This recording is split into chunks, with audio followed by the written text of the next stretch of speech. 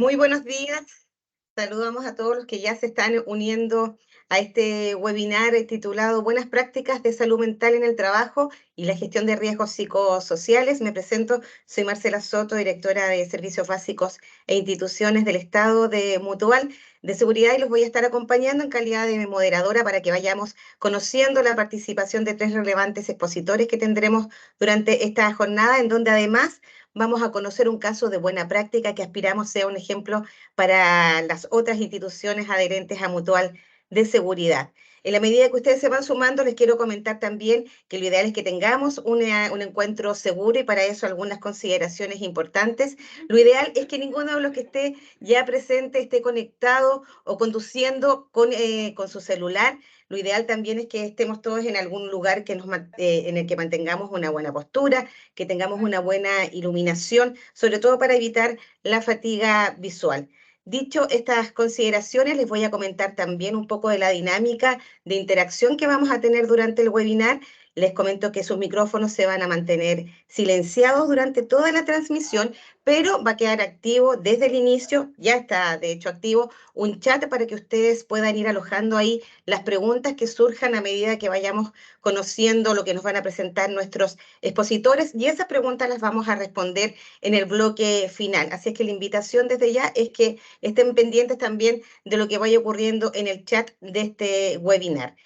Para todos los que ya están conectados, además, es importante dar las excusas pertinentes por la ausencia de una de nuestras expositoras, la Superintendenta de Seguridad Social, Pamela Gana, quien por un tema coyuntural de agenda tuvo que bajar su participación en último momento, pero de todas maneras tenemos la participación de Suceso en este webinar a través de la participación del médico psiquiatra Juan Manuel Pérez, de la Unidad de Prevención y Vigilancia de la Intendencia de Seguridad y Salud en el Trabajo, quien además es el responsable de la validación y el desarrollo del cuestionario SEAL de salud mental de Suceso.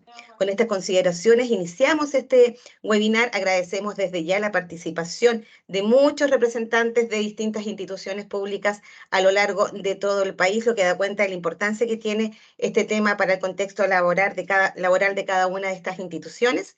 Saludo de inmediato a Héctor Jaramillo, que es el gerente corporativo de seguridad y salud en el trabajo de Mutual de Seguridad, para dar inicio a esta jornada. Héctor, la audiencia es tuya. Buenos días. Hola Marcela, buen día. ¿Me escuchan bien? ¿Sí? Sí, perfecto, muchas gracias. Buenos días a todos y todas. Gracias por participar en este seminario, donde nos vamos a enfocar en un riesgo que ha ido creciendo en el tiempo. El año pasado fue el año que más enfermedades profesionales se han diagnosticado como laborales de salud mental en lo que lleva al sistema. Lo que nos habla, por un lado, de la dimensión que tiene el problema de salud mental en el ámbito laboral, pero también hemos visto estadísticas de la superintendencia donde habla de la cantidad de licencias de salud común de salud mental. Y acabamos de salir como sociedad y el mundo de una pandemia. Entonces tenemos una serie de factores que se entrecruzan, ¿ya? Y que determinan que este riesgo, los riesgos psicosociales, requieren una atención que ha ido creciendo en el tiempo, y que hoy día más que nunca necesitamos materializar desde no solamente la evaluación, sino que la gestión de los mismos. Como todos ustedes saben, tenemos este nuevo cuestionario que implementó la Suceso, donde tenemos este estándar de evaluación de riesgo en el país, que ya tiene toda una trayectoria previa, y que ha ido evolucionando y que nos permite tener un diagnóstico inicial de la situación en los centros de trabajo, pero precisamente para poder gestionar esos riesgos, más que para tener un diagnóstico. Ojalá todos salgan bien y sin problemas, pero si se detecta algún nivel de riesgo, es necesario hacer una gestión, ¿ya?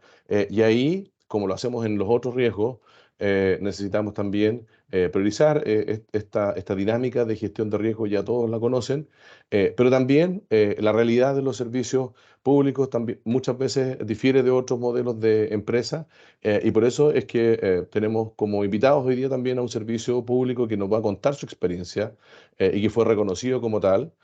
Y por eso le llamamos a esto buenas prácticas, porque en el fondo estamos recogiendo la experiencia de que alguien ya lo haya implementado, entendiendo que todos llevamos una carga de trabajo, de aprendizaje, en este trabajo durante un buen periodo de tiempo que nos ha llevado a esta posición, ¿ah? Quiero agradecer nuevamente a todos y todos. Creemos que esta es una muy buena ocasión para hablar de este riesgo, pero además de eso, es una muy buena ocasión para que estemos todos juntos y podamos compartir estas buenas prácticas. Y como Mutual, les damos las gracias a todos por participar. Muchísimas gracias en nombre de Mutual. Bueno, eran las palabras de Héctor Jaramillo, nuestro gerente corporativo de seguridad y salud en el trabajo de Mutual de Seguridad, a quienes se están sumando al inicio de este webinar. Recordemos su título, Buenas prácticas de salud mental en el trabajo y la gestión de riesgos psicosociales. Bueno, a todos ustedes les reitero que a través del chat pueden ir alojando las consultas que vayan surgiendo a partir de la presentación de nuestros expositores y vamos a dar respuesta a la mayor parte de esas consultas en la medida que el tiempo nos acompañe, eso al final de nuestro bloque. Así es que damos la bienvenida nuevamente a todos los que están participando y comenzamos de inmediato con nuestro primer expositor. Él es médico psiquiatra de la Unidad de Prevención y Vigilancia de la Intendencia de Seguridad y Salud en el Trabajo y además responsable de la validación y desarrollo del cuestionario SEAL Suceso de Salud Mental. Saludamos al doctor Juan Manuel Pérez. Muy buenos días, doctor. Hola, buenos días. Buenos días a todas y a todos. Bueno, Gracias voy por su a... participación y representar a Suceso en esta instancia. Sí, bueno, yo nuevamente doy las disculpas de la superintendente que no pudo asistir. La verdad que fue una cosa de último minuto, ¿eh? Ella estaba viniendo y bueno, pero creo que podemos hacer una buena presentación igual y una buena conversación, así que desde ese punto de vista no hay problema, solo que no va a estar ella, nada más. Claro. Ya, ok. Inicio presentación entonces, ¿sí? Sí. Perfecto. Veamos cómo nos va con esto. Permitir por acá, etcétera. Y alguien que me diga que se ve. ¿Estamos ok? Sí, perfecto. Entonces partimos. Bueno, con esto vamos a introducir el tema para esta mañana. Salud mental, riesgo psicosocial en el trabajo. Yo creo que una de las cosas que indudablemente es bueno tomar en consideración, Héctor ya lo acaba de mencionar, efectivamente, cuando uno mira estas cifras, se asusta.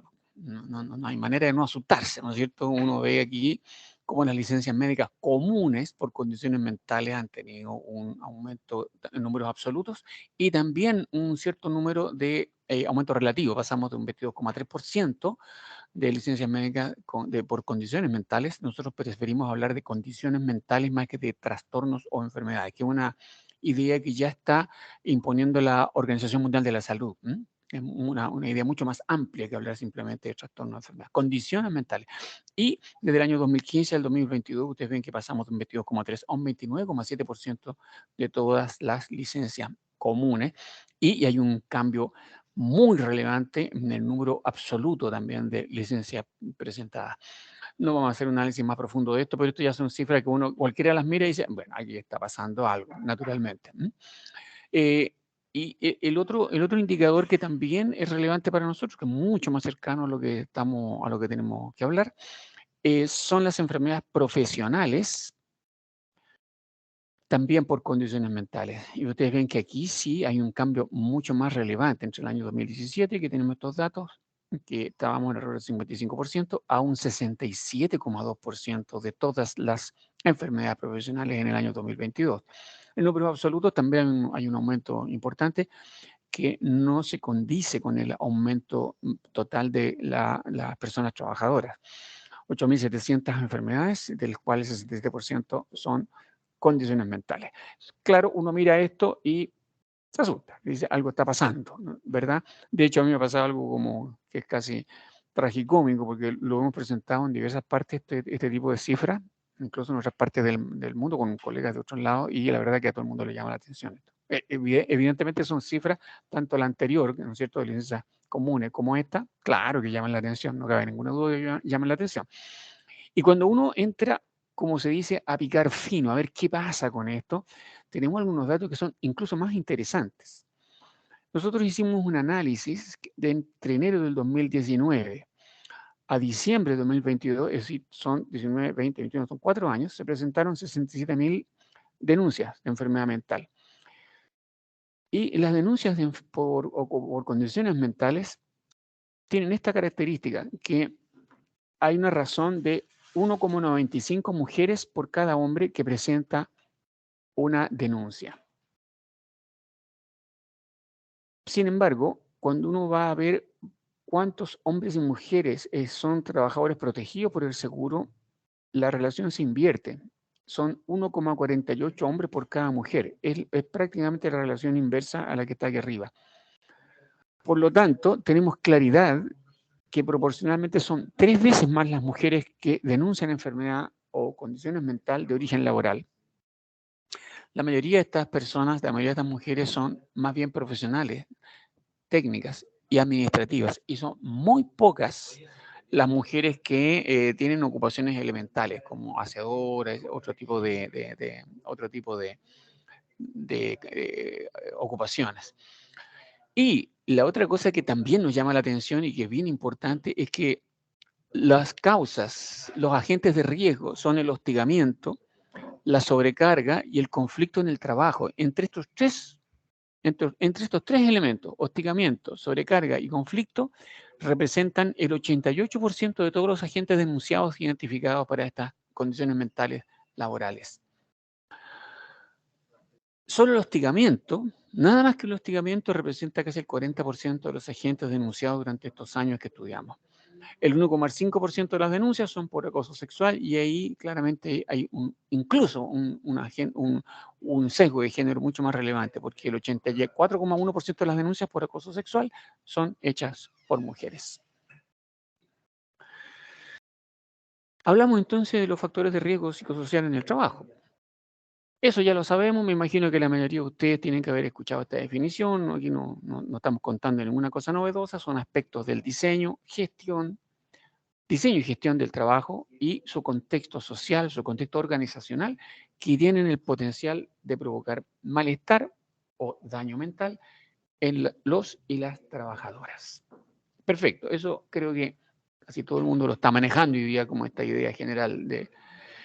Lo que sí, yo creo que es más relevante destacar que con una buena gestión, estos mismos factores pueden ser fuente de bienestar para los trabajadores y trabajadoras, para las supervisoras, para los directivos, para las directivas, y además contribuir a un aumento de productividad en el trabajo y un buen servicio para los usuarios. Esta es una característica que no tienen otros tipos de riesgos en el trabajo. Estos riesgos, si uno los gestiona bien, se pueden transformar en elementos positivos, en elementos protectores, en elementos que permiten que todo un trabajo, toda una organización funcione mejor, tanto con un alto bienestar mental para sus trabajadores y trabajadoras, como para la operatividad y servicios que presta la propia institución o la propia empresa. Entonces, es una situación que nosotros siempre decimos es de ganar, win-win, todos ganamos con una buena gestión. Y eso es un asunto que es muy importante. No se trata de eliminar, sino que se trata de gestionar y poder invertir. Por ejemplo, sobrecarga, una carga correcta. Mal liderazgo, un buen liderazgo. Es decir, la misma situación se puede convertir en algo positivo en el trabajo. Y eso yo creo que tenemos que recordarlo y tenerlo súper, súper presente. ¿Se puede identificar y se puede medir el riesgo psicosocial en el trabajo? Esta es una pregunta que de vez en cuando ocurre, ¿no? ¿Es verdad que se puede medir el riesgo? Claro que se puede medir, por supuesto, y se puede hacerlo de manera completamente rigurosa y con un instrumento que está bien validado en Chile, ustedes ya lo saben, el instrumento que nosotros el anterior, que era el suceso de Vistas 21, que nosotros también validamos, el año 2008 se validó ese instrumento, y este nuevo instrumento CALSM, el Cuestionario de Evaluación de los Ambientes Laborales, y salud mental, suceso, que tuvo un proceso rigurosísimo, ni siquiera riguroso, ¿no es cierto? Que mucho trabajo para llegar a tener un instrumento de buena calidad que mida lo que tiene que medir, que sea confiable. Y ocurre que en Chile, ustedes también lo saben, es obligatoria la medición. Es obligatoria y la idea es que se intervenga, porque no solo la medición, sino que la intervención para eliminar o para reducir los factores de riesgo psicosocial, incluyendo indudablemente la violencia y el acoso. Un tema que es muy relevante porque les recuerdo, probablemente ustedes ya lo saben, pero les recuerdo que Chile ratificó el convenio 190 de la OIT, lo que busca es eliminar la violencia y el acoso en los lugares de trabajo. Se fue a depositar a Ginebra en el mes de junio, así que Chile está comprometido en un año de tener una legislación acorde al convenio 190 que incluya, ¿no es cierto?, que elimine la violencia y el acoso en los lugares de trabajo. Existe también el protocolo, que es el que hace obligatorio la medición. El protocolo depende del Ministerio de Salud y ustedes saben, probablemente la mayoría ya sabe, que esto está vigente desde el 1 de enero y ha significado algunos cambios en el cuestionario principalmente, pero la metodología no ha cambiado nada. La metodología sigue siendo exactamente la misma. ¿Okay? Esta es la estructura del cuestionario para los que no lo conozcan. El cuestionario actualmente tiene dos partes. Una parte general, la estructura, en esa estructura está unas preguntas que se refieren en general a cuestiones muy generales, tanto demográficas como de empleo. Se pregunta por teletrabajo, entre otras cosas. Hay una sección que es editable, vale decir, el propio centro de trabajo tiene que decidir cuántos sectores van a evaluar, ¿no es cierto?, cuántos departamentos van a evaluar. Hay una sección que es específica para ver las ocupaciones o los puestos laborales, ¿no es cierto? Ocupamos la clasificación internacional de ocupaciones también, eso es bueno que lo sepan, y eso está todo en la sección general. También hay algunas preguntas sobre empleo, jornada, hay preguntas de un cuestionario específico de salud mental, hay preguntas sobre accidentes y enfermedades profesionales, hay dos preguntas sobre dolor corporal, porque también sabemos que el dolor corporal influye sobre la salud mental de las personas. Así que hay dos preguntas sobre salud mental que las tomamos de otro cuestionario que es el SF36, que también está validado en Chile. Salud mental se mide por el GHQ-12, que también está validado en Chile. Esto es importante lo que digo porque se trata de tomar instrumentos que hayan sido validados. Es muy importante trabajar con instrumentos validados, no con instrumentos que a alguien se le ocurrió que lo íbamos a colocar acá. No, utilizamos instrumentos que ya fueron validados en Chile. Se pregunta también por licencias médicas, por la cantidad de licencias, por los días de licencia. Así que toda esta parte nos permite tener una foto, ¿no es cierto?, bastante general de el personal, las personas, los trabajadores y trabajadoras que están en un centro de trabajo. Y de ahí viene la segunda parte, que son justamente las 12 dimensiones, porque eso fue lo que nosotros obtuvimos cuando se hizo la validación. Obtuvimos que había 12 dimensiones que considerar en el nuevo cuestionario. Algunas de estas dimensiones son iguales o muy parecidas a las que ya existían en el antiguo suceso ICTA 21, pero hay muchas que son nuevas o que se refundieron que se tomaron dos dimensiones y se refundieron en una, como por ejemplo reconocimiento de claridad de rol, tiene algunas preguntas nuevas. Las otras son muy parecidas, carga de trabajo, en fin, desarrollo profesional, son muy parecidas, son prácticamente las mismas. Conflicto de rol, calidad de liderazgo, compañerismo. Hay algunas que son nuevas, como por ejemplo equilibrio de trabajo-vida privada, es una dimensión nueva. Confianza y justicia organizacional, que se refiere a la confianza que haya tanto entre los directivos y los trabajadores, como al revés, entre los trabajadores y los directivos, entre los compañeros. Confianza, justicia, se reparten bien los trabajos, hay trato justo entre trabajadores, directivos, etc. Eso es confianza y justicia organizacional. Nueva dimensión, vulnerabilidad, que se refiere principalmente al temor de los trabajadores de exigir sus derechos. Y por último, una dimensión que también es nueva, violencia y acoso, que está muy en línea, como les decía, con el convenio 190 de la Organización Internacional de Trabajo, que lo que busca es detectar la violencia y el acoso de toda naturaleza en la organización. Sabemos, los que están marcados ahí, ustedes alcanzan a ver que hay algunos asteriscos, sabemos que esas dimensiones en particular son bien importantes porque tienen una alta correlación con la salud mental de los trabajadores y las trabajadoras. Esta es la metodología participativa en la que nosotros hacemos un gran hincapié, porque sabemos que el cuestionario no lo es todo. De hecho, es tan poco todo que siempre decimos que es un pretexto para conversar. Es un pretexto para conversar. Entonces, este es el ciclo. Lo más probable es que ustedes lo conozcan bastante. Formación del comité de aplicación, que tiene gran responsabilidad en lo que tiene que ocurrir durante todo el ciclo. La labor de difusión y sensibilización, que es muy relevante. La aplicación misma del cuestionario, que es un mes, 30 días.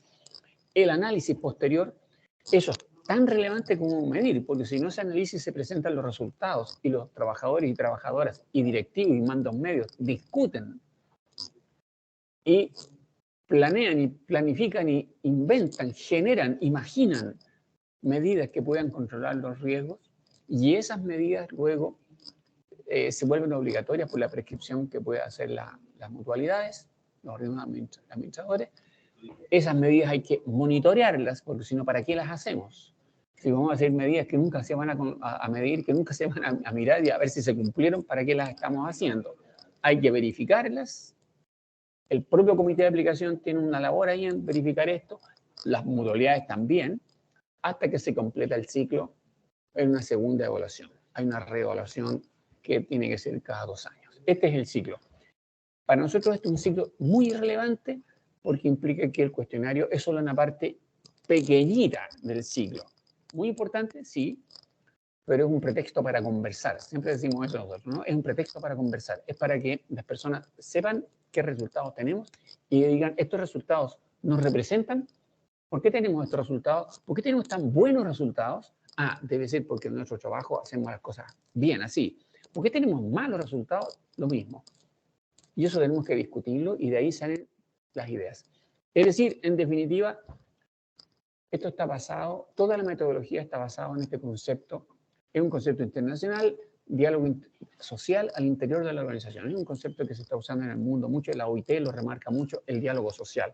Es decir, empleadores, trabajadores, en algunos casos el propio Estado también, cuando es tripartito, pero puede ser bipartito, trabajadores, empleadores. Dialogar para tener un mejor centro de trabajo que por un lado proteja a las personas y por otro lado mejore su productividad, si las dos cosas van juntas también, ¿no? ¿Cuáles son los aspectos claves? Los aspectos clave de los buenos modelos. Hemos visto muchos modelos de gestión de riesgo psicosocial, probablemente hoy día vamos a discutir eso más en profundidad, pero nosotros ya sabemos que los buenos modelos de gestión de riesgo psicosocial, tomados desde muchos sitios, en Chile en particular, y en muchas otras partes, pero en Chile en particular, son estos. Que la gestión de riesgo tiene que ser parte del corazón mismo de las organizaciones, tiene que estar dentro de sus metas estratégicas, no es una cosa secundaria, tiene que estar dentro de sus metas estratégicas, que tiene que haber un compromiso completo, pero completo de la alta dirección, de la gerencia más alta. Si no, el cuento no funciona, tiene que haber este compromiso. Tiene que considerarse como parte de la ética y de la responsabilidad social de la institución o de la empresa. Eso también es súper relevante. Tiene que basarse en la participación de todas y de todos, en el diálogo social, elemento crítico. Se tiene que basar en evidencia, se tiene que medir con instrumentos de buena calidad. Y esos instrumentos de buena calidad hoy día los tenemos. Ahí está el CALSM, en serio. Es un instrumento de muy buena calidad, así que utilicémoslo. Además es obligatorio. Utilicemos esto que es un buen instrumento de medición. Las intervenciones, por último, tienen que ser con diseño a medida. No sirve lo que se le hizo a ese centro de trabajo, no sirve para este. Y cuando esto está bien hecho, cuando esta gestión está correcta, tenemos consecuencias. ¿Cuáles son las consecuencias? Primero, lógico, aumenta el bienestar y aumenta el compromiso de las personas con la organización. Eso se ha visto en muchas partes que aumenta el bienestar y el compromiso. Ya es un muy buen resultado. Pero además aumenta la productividad y la calidad del servicio, la calidad del servicio que se entrega a las personas, a los usuarios. Eso también es relevante. Mejora la imagen de la organización, la mejora ante los usuarios, ante clientes posibles, ante otras organizaciones. Somos un lugar de trabajo de buena calidad en que la gente está bien y que da un buen servicio a sus usuarios. Esto yo diría que es el resumen. Y esta idea final nosotros siempre queremos dejarla como flotando acá, ¿no es cierto? Que los riesgos psicosociales en el trabajo sí se pueden gestionar. Por supuesto que se pueden gestionar. Y claramente constituyen una oportunidad de mejoría, de mejorar a través del buen trato y a través del diálogo social en las organizaciones y en las empresas. Esa es la idea final. Eso por ahora, ¿no? Muchísimas gracias a todos. Bueno, escuchábamos la intervención del médico psiquiatra Juan Manuel Pérez, quien, recordemos, es responsable de la validación y desarrollo del cuestionario de evaluación de ambientes laborales en salud mental.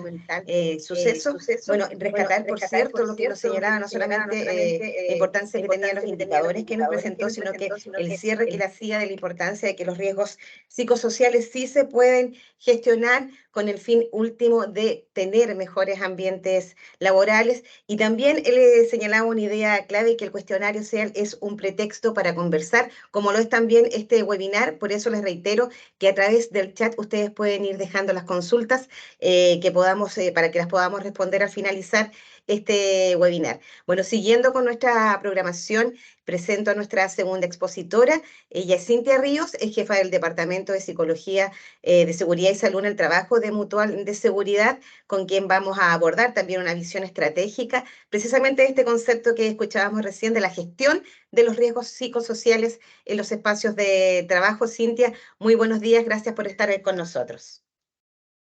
Hola Marcela, buenos días, ¿cómo están todos? Espero que estén todos muy bien en este bonito día. Tenemos un solcito, así que vamos a comenzar entonces con esta presentación. Bueno, como ya lo dijeron, mi nombre es Cintia Ríos, soy jefa del Departamento de Psicología SST de Mutual de Seguridad y voy a presentar la gestión de riesgos psicosociales en los espacios de trabajo, una visión estratégica. ¿Ya? Vamos a partir entonces. Juan Manuel lo dijo también, cuando hablamos de la gestión de la salud mental en el trabajo, del bienestar en el trabajo, hoy en día en el país tenemos dos instrumentos. Por una parte tenemos el protocolo de vigilancia de riesgos psicosociales en el trabajo del MinSal, que tuvo su actualización, fue lanzado el año 2022, perdón, y entra en vigencia el 1 de enero del año 2023. Y este protocolo nos dice qué es lo que tenemos que hacer.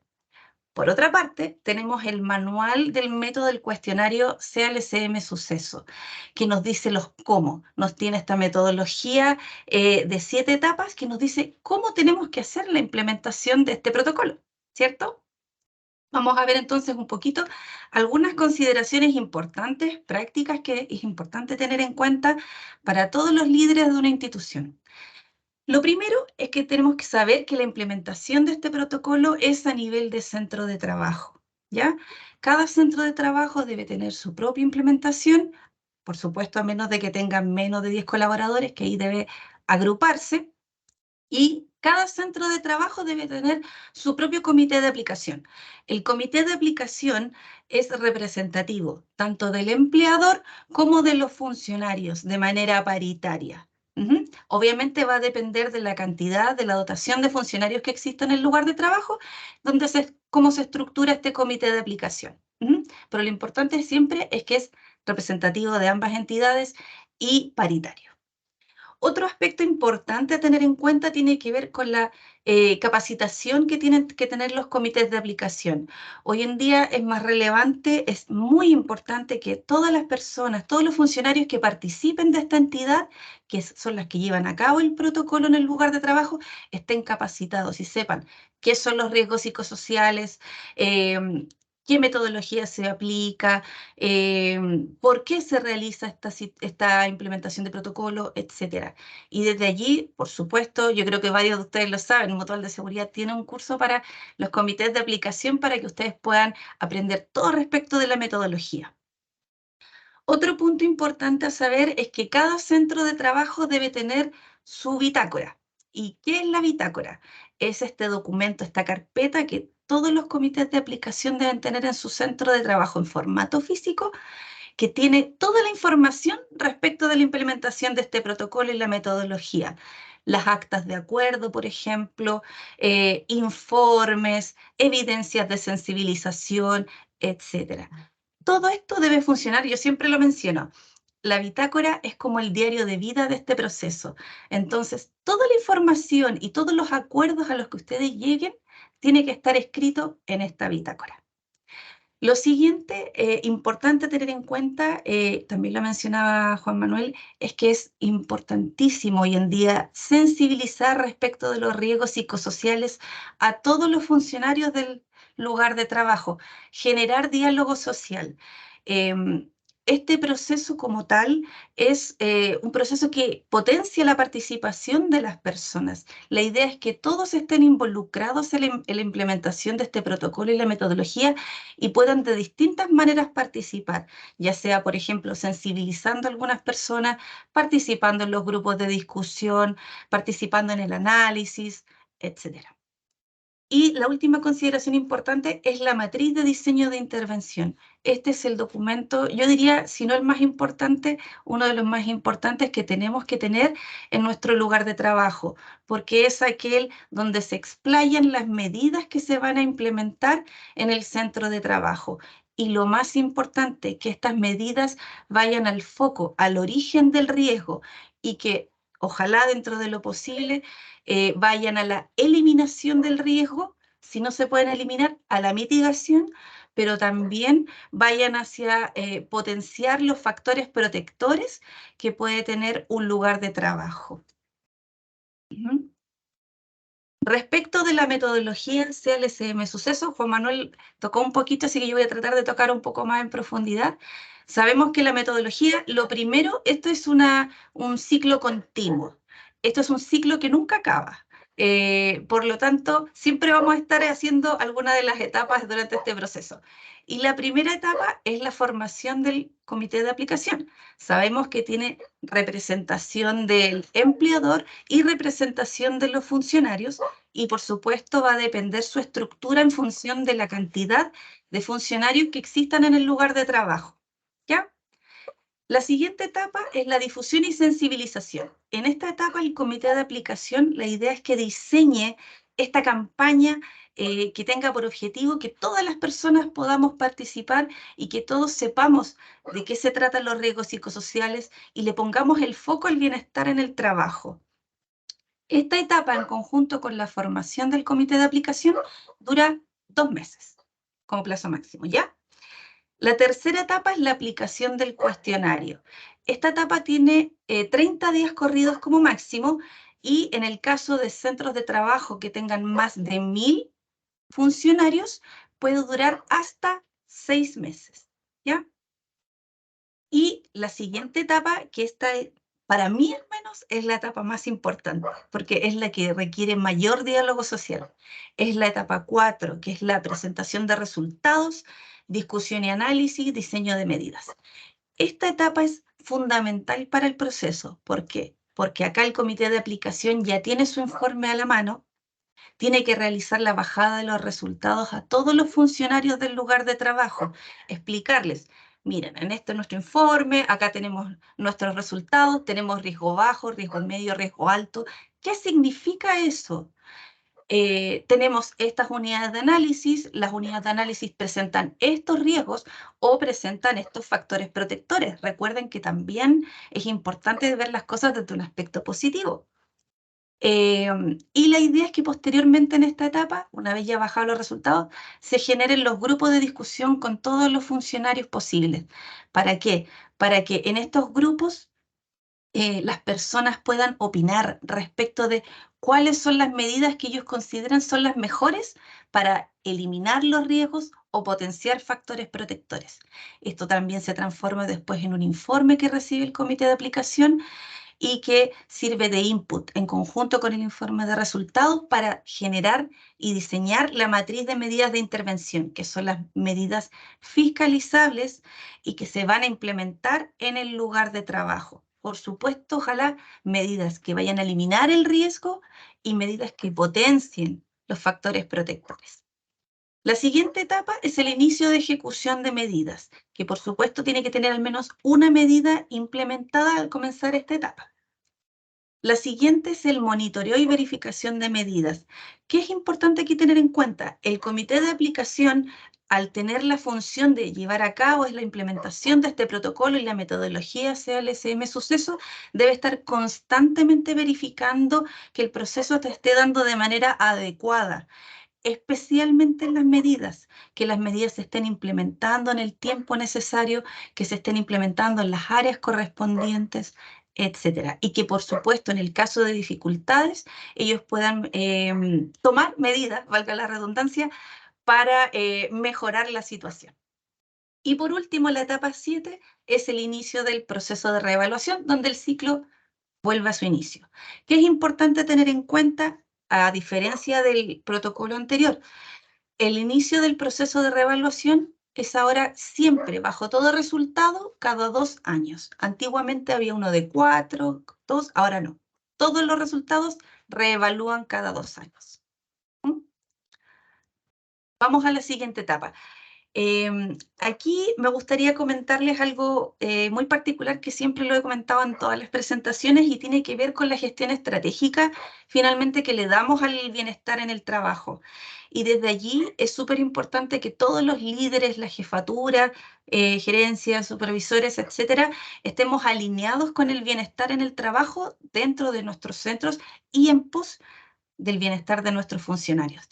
¿Y qué es importante que tenemos que tener en cuenta? Y todos nosotros los que somos líderes, que tenemos personas a cargo.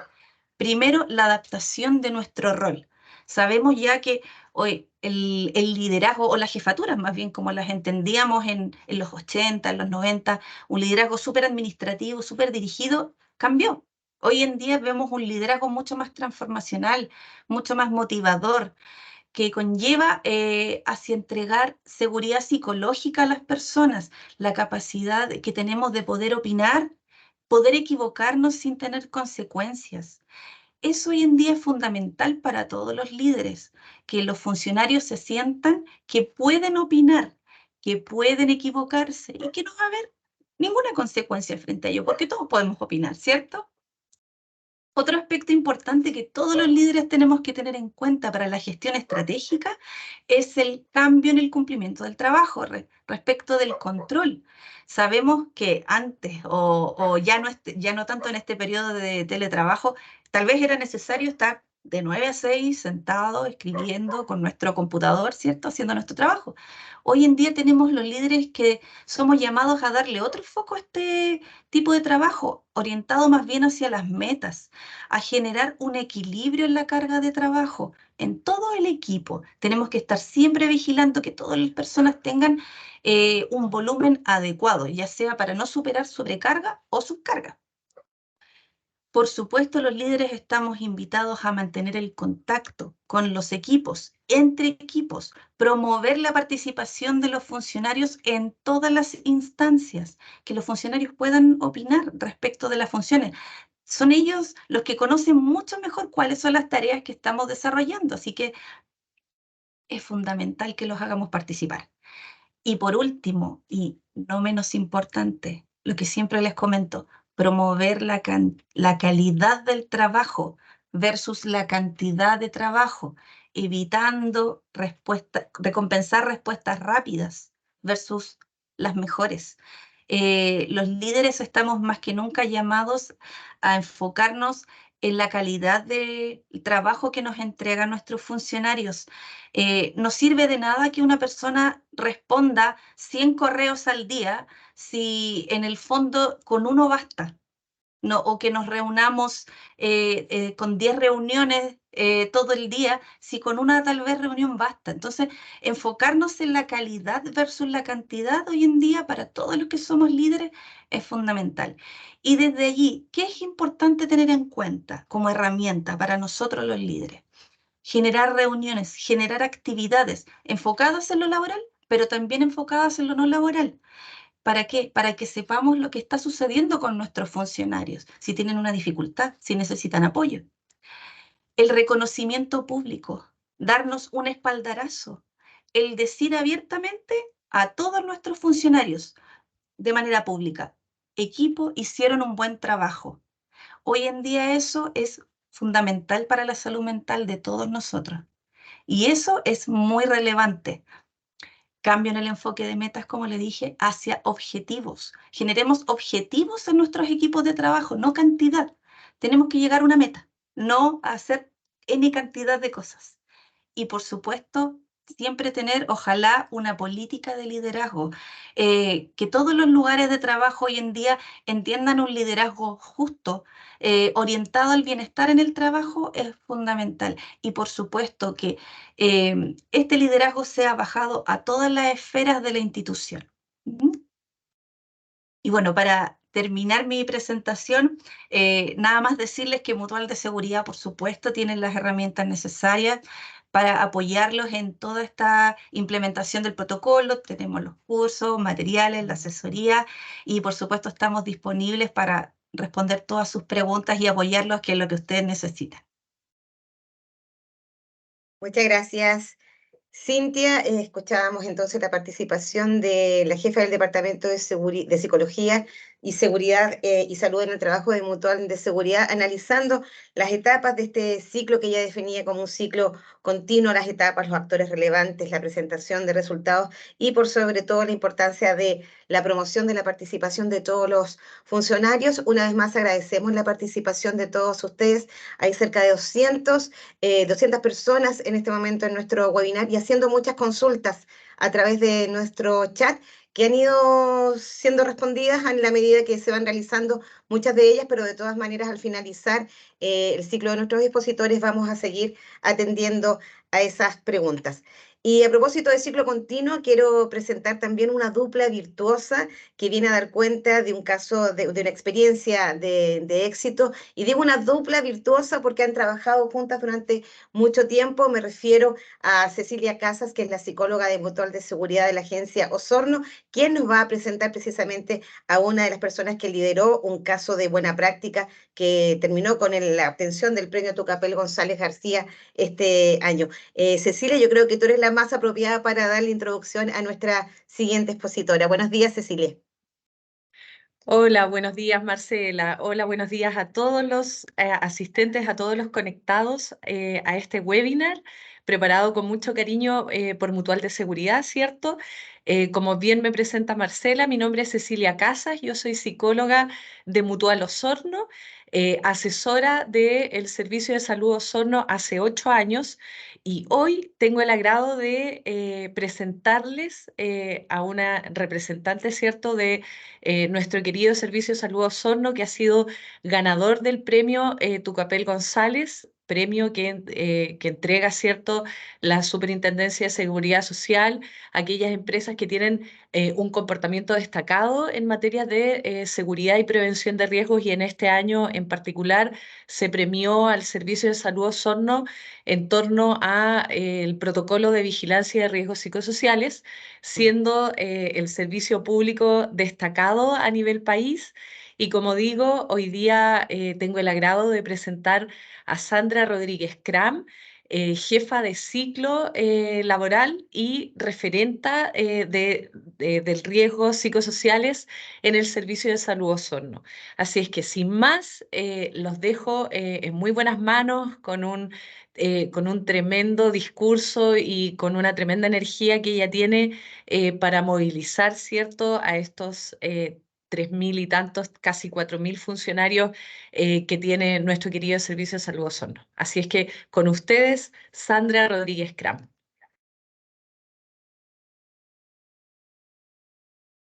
Cecilia, estás muteada. Vamos a resolver ese tema técnico. Ahí sí. Ahí sí. Muy buenos días a todas y todos. Tal como lo mencionó Cecilia, mi nombre es Sandra Rodríguez Cram, yo soy jefa de ciclo laboral del Servicio de Salud Osorno y además referenta de riesgos psicosociales de nuestra institución. Para comenzar,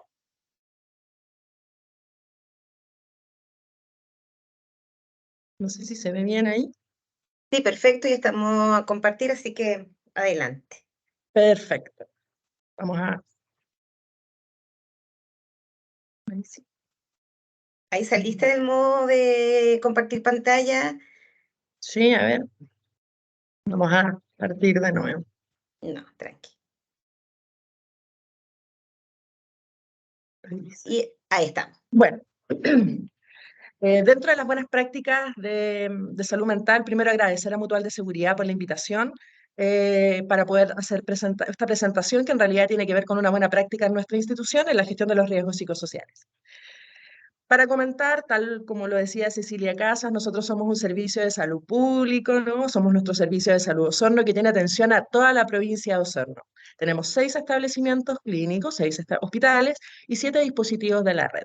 Ya tenemos un total aproximado de 4.086 personas, donde como en salud, ¿cierto? Se da, casi el 70% de la población son mujeres, 1.403 personas son hombres, y tenemos una distribución de 14 centros de trabajo.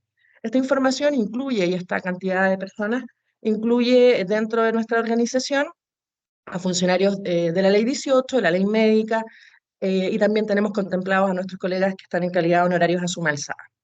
Eso es como para contextualizar. ¿Cómo se ha ido dando esta evolución en la implementación del protocolo de vigilancia en nuestra red asistencial? Bueno, tal como lo decía Cecilia, ella comenzó como mutual de seguridad en este caso y como responsable de la implementación en el año 2015, implementando el protocolo en ese entonces, sucesoístas en toda nuestra red asistencial, generando esta colaboración de mutual en su implementación, siempre ha estado presente. Se constituyeron los comités de vigilancia de riesgos psicosociales en todos los establecimientos de nuestra red durante el año 2015 y 2017. En el año 2018, ¿cierto? Se crea un cargo donde hay una destinación profesional de 44 horas, se elabora un protocolo local de sucesoístas 21 para poder aterrizar a nuestra realidad local pública también este protocolo de vigilancia con algunas recomendaciones. Dentro de eso, mencionar que nosotros como Servicio de Salud desde el año 2018 consideramos una aplicación y una consideración también a todos nuestros funcionarios en calidad de honorarios. ¿Ya? Consideramos desde ya que era parte de nuestra dotación y no podíamos dejarlos fuera. Luego se crean documentos institucionales para poder también generar una estandarización en los procesos. Hay una participación activa en los comités de aplicación y vamos a en ese entonces, 16 centros de trabajo, 16 reuniones al mes en terreno. Logramos generar capacitaciones para nuestros comités, también para generar un piso común y poder hablar en el mismo idioma, ¿no? Luego, con nuestro organismo administrador de la ley, en este caso con Cecilia, se nos ocurrió generar una buena práctica también, que era reconocer a nuestros comités de aplicación.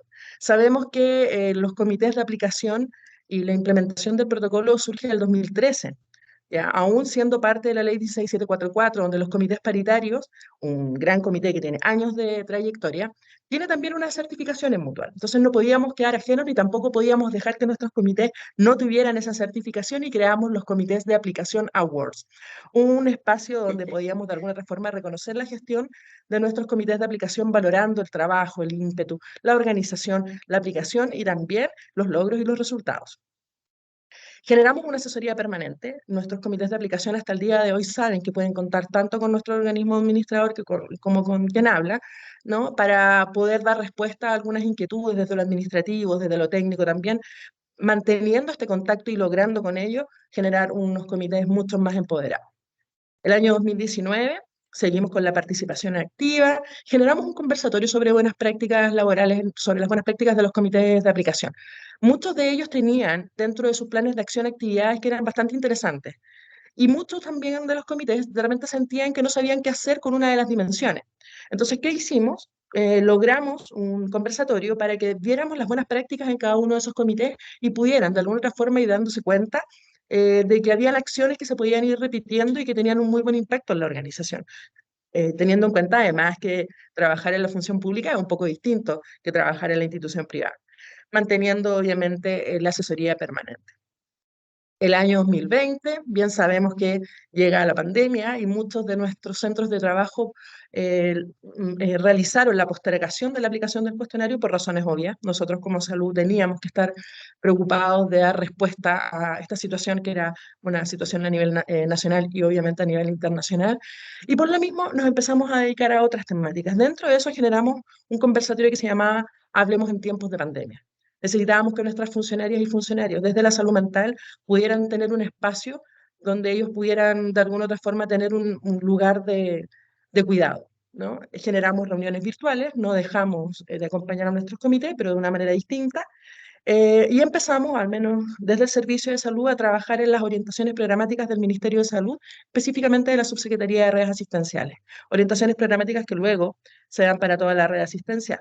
Y quien les habla se hace parte del equipo asesor de la Subsecretaría de Redes Asistenciales en riesgos psicosociales.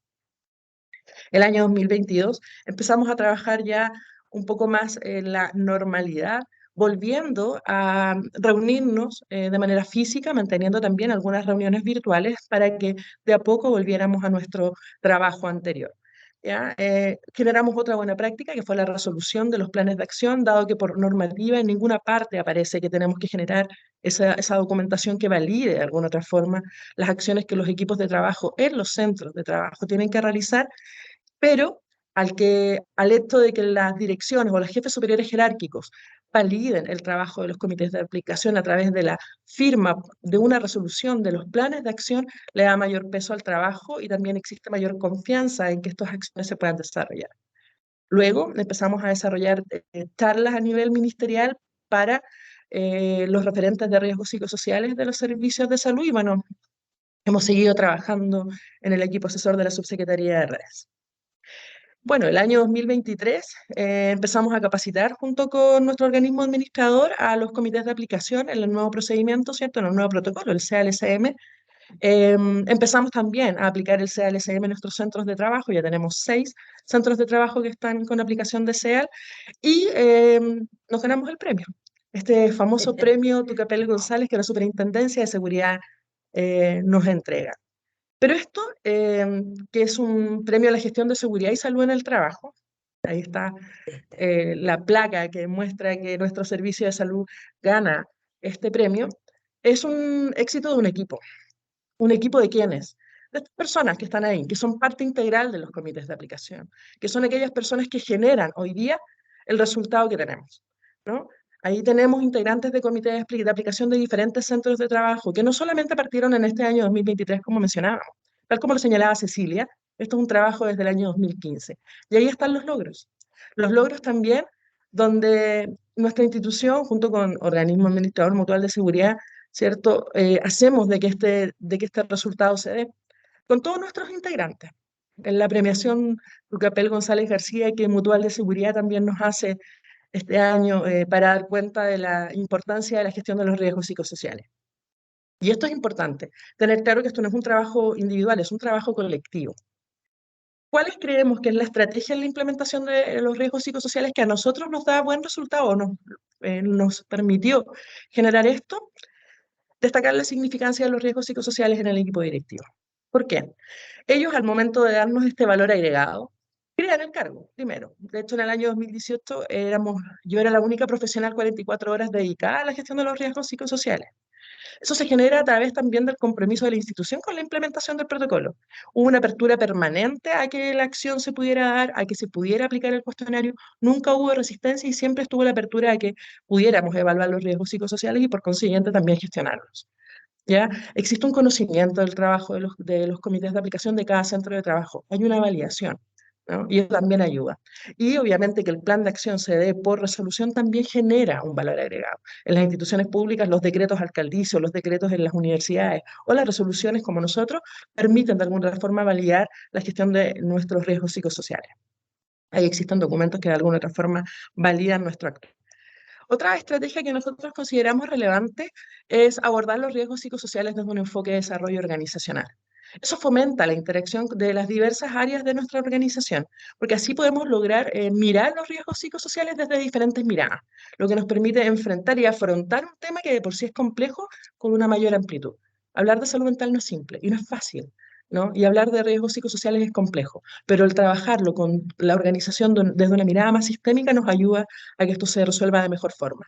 Más allá de la estadística, los riesgos psicosociales tienen un impacto que es real en las personas y en el tejido social de nuestra organización. Eso nunca debemos olvidarlo. Se conecta con la salud mental y con el bienestar. Y esto debe ser siempre nuestro enfoque central.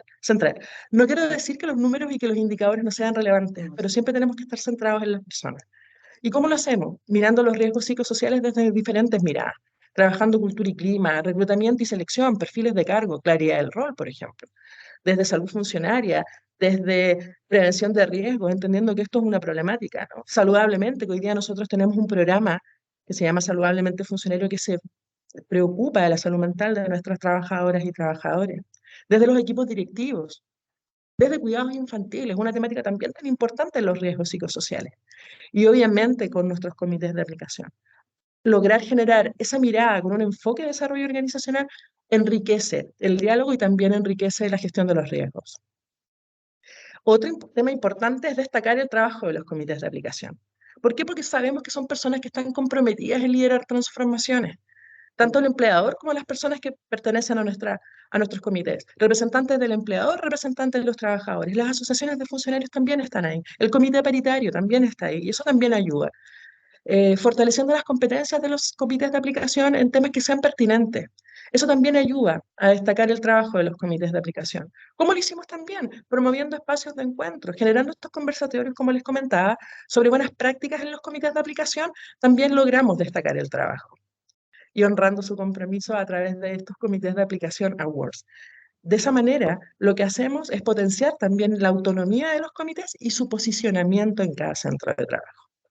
Ahí existen algunos de nuestros integrantes de comité también, porque son ellos, como les digo, que terminan gestionando en gran medida el actuar de la gestión de los riesgos psicosociales.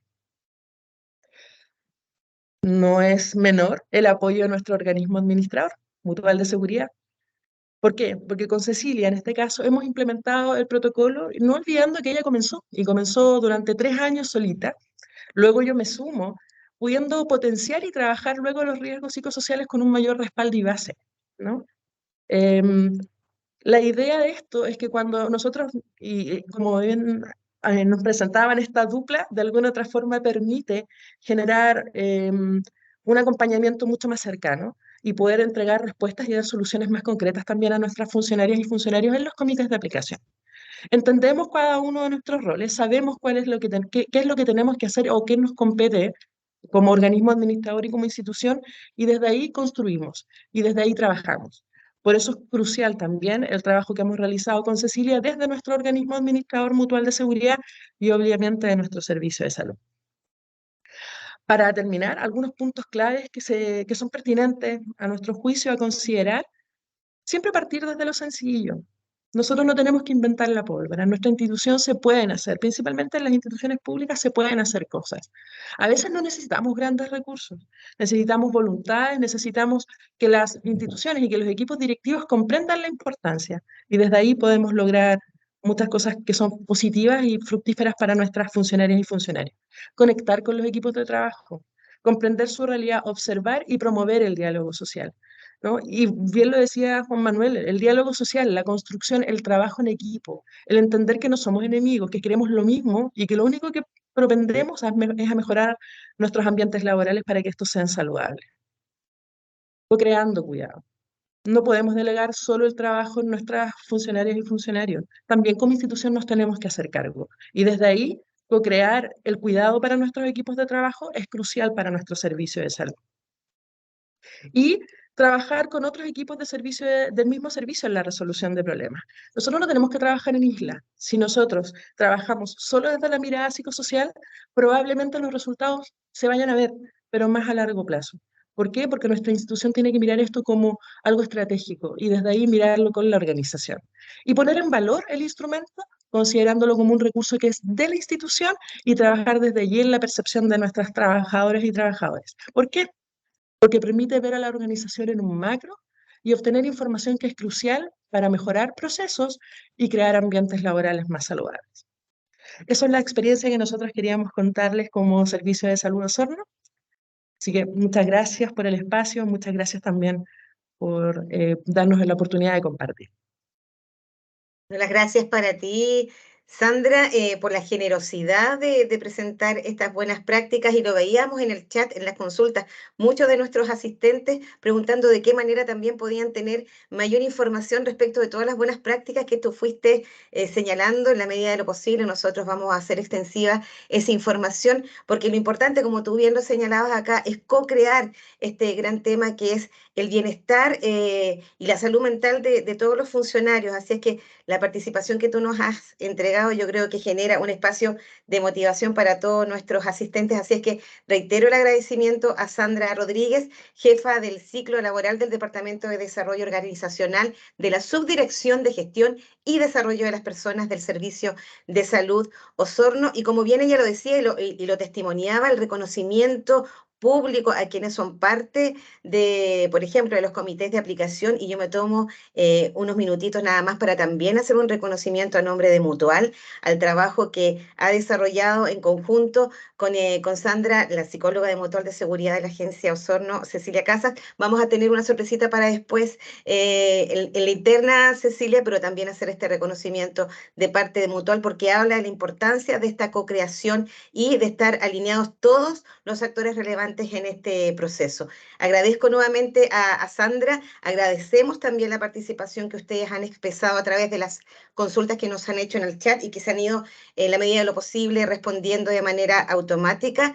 Lamentamos no poder responderlas todas, pero vamos a tomar algunas de las consultas que nos han llegado, pero antes de eso recordarles también que ustedes pueden visitar el sitio web de Mutual, www.mutual.cl, donde van a poder encontrar más información sobre cómo estamos apoyando a nuestros adherentes en este tema de salud mental y comentarles a propósito de muchas de sus consultas que a través del correo a la brevedad vamos a hacerles llegar la grabación de este webinar y en la medida de lo posible también las presentaciones que han expuesto nuestros expositores. Vamos a pasar a revisar algunas de las consultas que ustedes han hecho llegar en vía chat. Vamos a establecer entonces esa información y vamos a ir viendo a quién le compete responder las consultas que ustedes han planteado.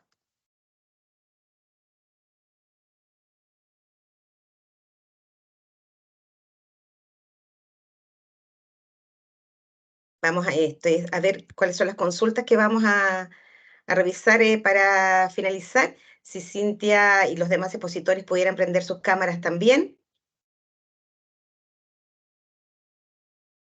Tenemos una consulta, de hecho, para Cintia. Señalan acá, en caso de obtener riesgo bajo en los resultados del protocolo SEAL, suceso, el centro de trabajo debe crear igualmente una matriz de medida. Cintia, ¿podría responder esa consulta? Por supuesto, esa pregunta es muy buena, me encanta esa pregunta porque es una duda que siempre tienen muchas instituciones, muchas empresas, trabajadores, funcionarios. Es importante aclarar de que la matriz de diseño de intervención se crea a todo evento.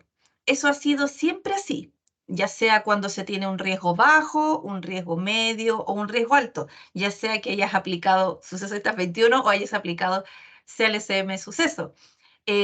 ¿Por qué? Porque la gestión de los riesgos no es tan solo frente al riesgo. Si tienes un riesgo bajo, también puedes potenciar factores protectores.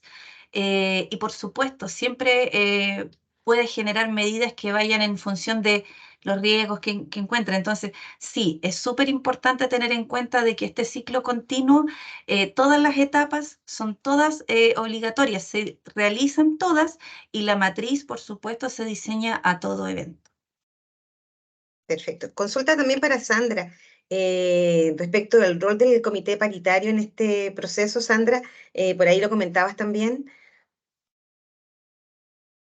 Sí, bueno, por normativa, de hecho, el comité paritario tiene que tener un integrante en cada centro de trabajo. Nosotros hoy día tenemos 13 centros de trabajo, por lo tanto hay 13 representantes del comité paritario, y es estratégico, porque ellos tienen que vincular los riesgos psicosociales al trabajo que se hace en el comité paritario donde se ven otras temáticas.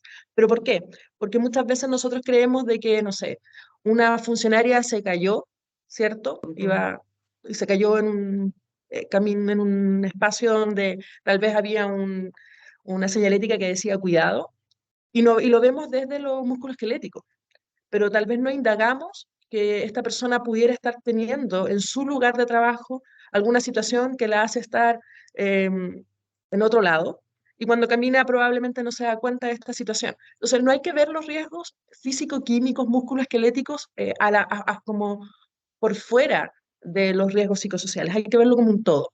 Y es por eso que el integrante del Comité Paritario de Higiene y Seguridad tiene que ser una socia o socio estratégico en casi llevar y traer información para mantener de alguna otra forma conectadas las temáticas, porque son solo una, son riesgos, y tenemos que verlo así como un todo. No sé si con eso contesto la pregunta. Sí, por lo menos yo siento que se responde. Queremos seguir con alguna de las consultas, si aún está el doctor Juan Manuel ahí, una consulta para él.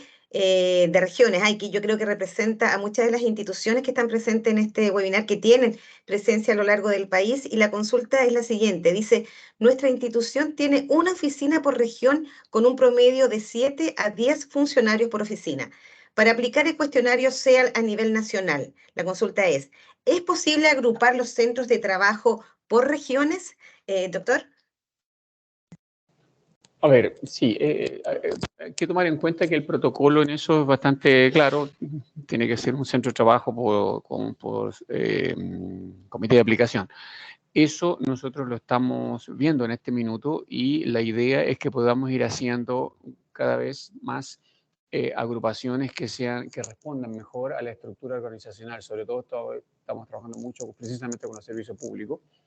Y hay algunos servicios públicos que tienen oficinas chiquititas, ¿verdad? Y que necesariamente hay que agruparlas o comunas o regiones, en fin.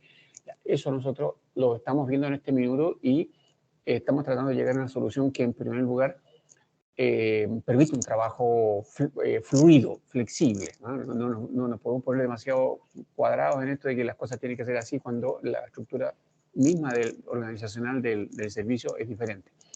Eso lo estamos también conversando con las personas del Ministerio de Salud, que son los dueños del protocolo, ¿verdad? Eso también es importante. No somos nosotros los dueños del protocolo, sino que el Ministerio de Salud, pero eso se está trabajando, ¿ok? Y estamos llegando a soluciones que son bastante, diría yo, flexibles, ¿no? Es decir, en el sentido de que las agrupaciones que se puedan hacer, por un lado, por los comités de aplicación, que es una cosa, y otra cosa son los centros de trabajo, respondan a una organización de los servicios públicos que efectivamente den cuenta de cómo están organizados, ¿no? Hay servicios públicos que se han organizado ya hace años, que están con una cierta organización y nos han preguntado con el nuevo protocolo, ¿seguimos con esa organización que ya teníamos, que ya funcionaba, o tenemos que cambiarla porque el protocolo dice una cosa un poco diferente? En eso estamos, ¿no? Estamos trabajando en eso para permitir que haya una agrupación mucho más flexible que dé cuenta de la realidad de cada servicio público. Estamos hablando de eso específicamente, ¿no? Muchas gracias, doctor. Y aprovecho también de hacer una consulta porque usted inició la presentación dando cuenta de algunos indicadores que eran bastante reveladores, ¿cierto?, de este aumento del porcentaje de enfermedades profesionales por condiciones mentales, que fue el concepto que usted pidió que utilizáramos. Precisamente el número total de licencias es bien alto, pero ¿se puede considerar en términos de volumen cuánto es? Porque una persona puede haber tenido más de una licencia, por ejemplo. Sí, claro. Yo diría que no tengo las cifras precisas acá, pero es alrededor, yo diría que alrededor de la mitad de los trabajadores son los que presentan algún tipo de licencia médica, ¿no? Porque cada uno dice, supongamos, son millones de licencias médicas, claro, Sí. Pero uno se da cuenta que en primer lugar que son una cifra muy gruesa, son como 9 millones y tantos de licencias médicas y resulta que solamente hay 7 millones y tantos de trabajadores. Entonces uno al tiro dice, claro, hay que ir alguna persona que está presentando 2 licencias, ni siquiera, es más o menos la mitad de los trabajadores y trabajadoras que realmente presentan licencias médicas. Entonces hay que pensar que las licencias sí tienden a concentrarse en algunas personas, ¿no? Eso no es ni bueno ni malo, ha sido así toda la vida, y da la impresión de que incluso hay algunas personas que, no creo que les esté contando ninguna novedad, que no solo presentan 2 licencias, sino que presentan 3, 4, 5, 6, 15, 20. Hay algunos extremos, ¿no es cierto?, que presentan 40 licencias. En suma, de los trabajadores protegidos por el seguro, más o menos, y muy grosso modo, es aproximadamente la mitad la que presentan esos 9 millones de licencias. Por lo tanto, está claro que hay algunos que presentan una licencia y otros que presentan 30. Pero también es cierto que hay un 50% que presentan 0, ¿okay? Y eso también hay que tomarlo en cuenta, ¿no? Cuando uno hace estos cálculos de cuál es la prevalencia, cuál es la incidencia, hay un grupo no menor de personas que nunca presentan una licencia, ¿verdad?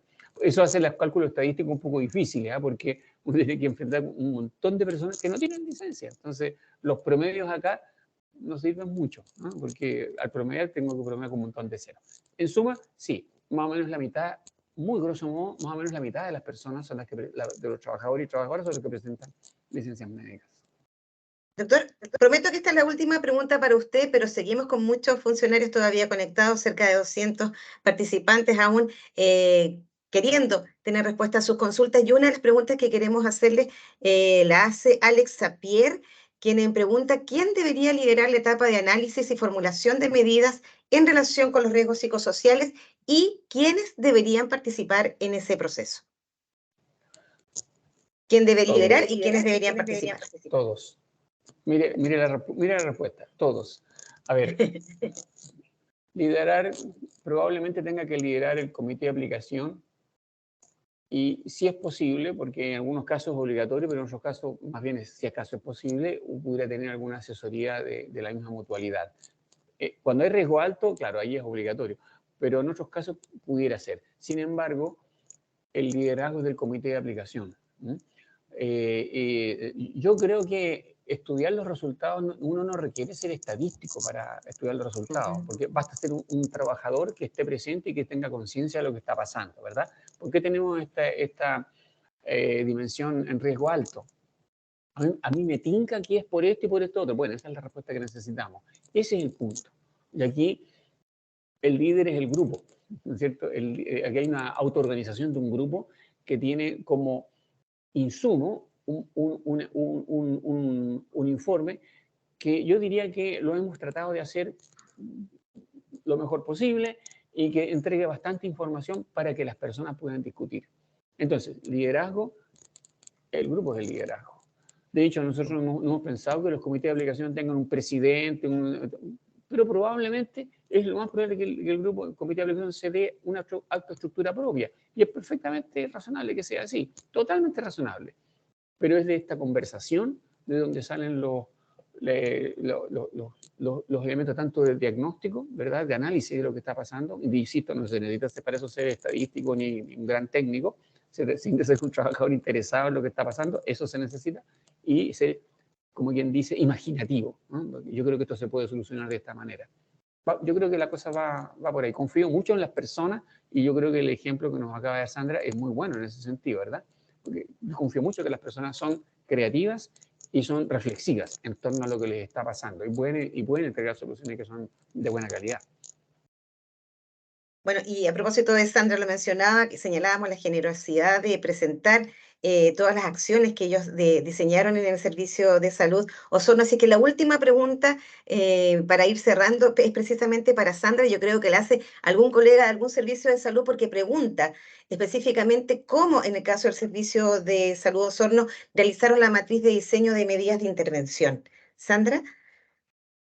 Bueno, gracias por esa pregunta también. En el año 2018, como mencionábamos, hicimos como un estándar en muchos de nuestros, estandarizamos procesos y formatos.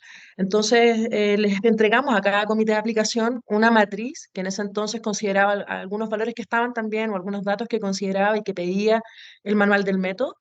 Y siempre en conjunto con el organismo administrador teníamos claridad de que para el riesgo alto, igual que ahora, tenemos que hacer una matriz sí o sí, ¿no? Porque hay un riesgo que hay que trabajar y hay que prescribir medidas, dice la normativa, en este caso el organismo administrador. Pero nosotros también como buena práctica teníamos contemplado que en todos los centros de trabajo, sea este el riesgo bajo, medio o alto, tenían que tener matriz. Y esa matriz incluía la dimensión, ¿cierto? ¿Cuál era el objetivo, la acción? ¿Cuál era el objetivo de esta acción? ¿Cómo ayudaba a quién era el responsable? Porque tal como señalaba Juan Manuel, en el comité de aplicación, las personas que lo conforman son quienes tienen que de alguna otra forma proponer ideas para que la jefatura superior jerárquica de alguna otra forma tenga también la información y sepa qué es lo que se va a hacer.